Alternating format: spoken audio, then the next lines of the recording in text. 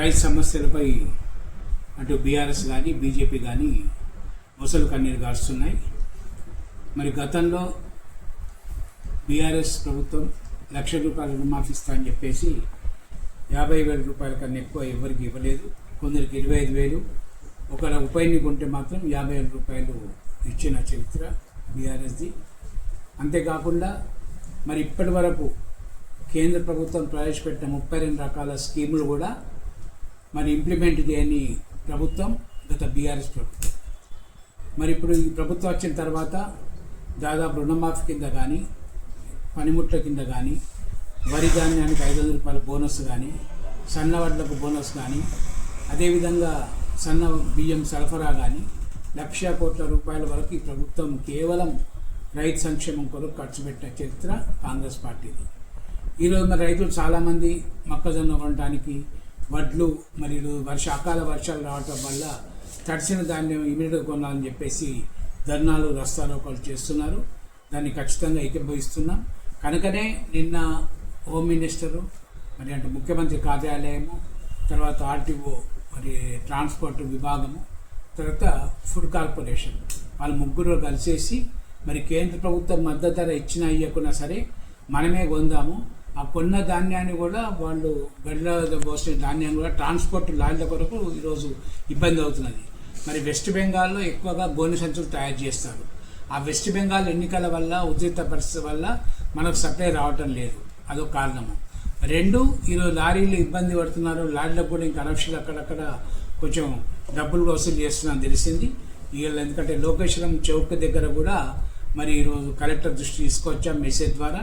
ఇమీడియట్గా collector consult ఆఫీసర్ని పంపించి ఆ ధర్నాను విరమింపజేశాడు మెసేజ్ ఇస్తే.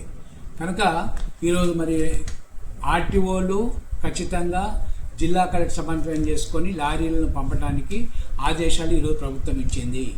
రేపటి నుండి యథావిధిగా లారీలు ఎప్పుడైతే ఇప్పుడు తడిసిన ధాన్యము మళ్ళీ తడవకుండా మరి అక్కడ అంగడి దగ్గర పోసుకున్నారో వాటన్నిటిని కూడా రేపు సాయంత్రం నుంచి ట్రాన్స్పోర్ట్ చేసే బాధ్యత ప్రభుత్వం తీసుకుంటుంది.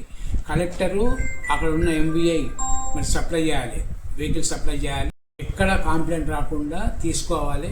దానికి తగ్గ ఆదేశాలు కూడా ప్రభుత్వం ఇవ్వడం జరిగింది. రైతులు ఒక్కరోజు 2 రోజులు దయచేసి ఓపిక పట్టాలి. మరి వరుడు మన చేతులు లేడు. అకాల వర్షాలు రావటం వల్లే ఇంత ఇబ్బంది అవుతున్నది. ఇంకా తొందరగా పెట్టిన ధాన్యం కొనుక్కొని పోతే వాళ్ళ ఇబ్బంది పోతారని తెలుసు.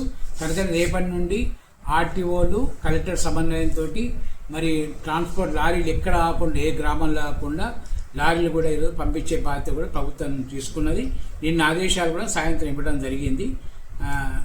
అంతేకాకుండా ఈరోజు మెసేజ్ పెట్టాం కలెక్టర్కి మెసేజ్ పెడితేనే ఇట్లా already yesterday CS given instruction to concern transport department association with the collectors, finance will be given. And near Kallur Cross Road today, farmers are went for Rasta Roko for paddy and maize purchase. Due to lorries, insufficient supply of lorries. Dharna taking place, kindly immediate send అంటే collector ఇవాళ immediate పంపడం జరిగింది. Location చెక్క దగ్గర ధర్నా విరమించారు రైతులు. కనుక ఎవరు కూడా ఈరోజు దీనిలో 2 రకాల కారణాలు ఉన్నాయి. ఒకటి నిజంగా రైతులు బాధపడుతున్నారు వాస్తవం, కానీ దీనిలో పొలిటికల్ యాంగిల్ కలుపుతున్నారు. దయచేసి అన్ని పక్షాల కోరే ఏంటంటే రాజకీయాలు అన్నింటుంటాయి. రాజకీయాలు ఇప్పుడు రైతుల విషయాల్లో మాత్రం వాళ్ళు ఏ విధంగా కొనిపించాలి, ఏ విధంగా లారీలు ఆపాలి, ఏ విధంగా వాళ్ళు సంక్షేమంగా చేయాలి అనేది ఒక దయచేసి అన్ని పార్టీలు ఆలోచించేసి జిల్లా కలెక్టర్ దృష్టి తీసుకురావాలి.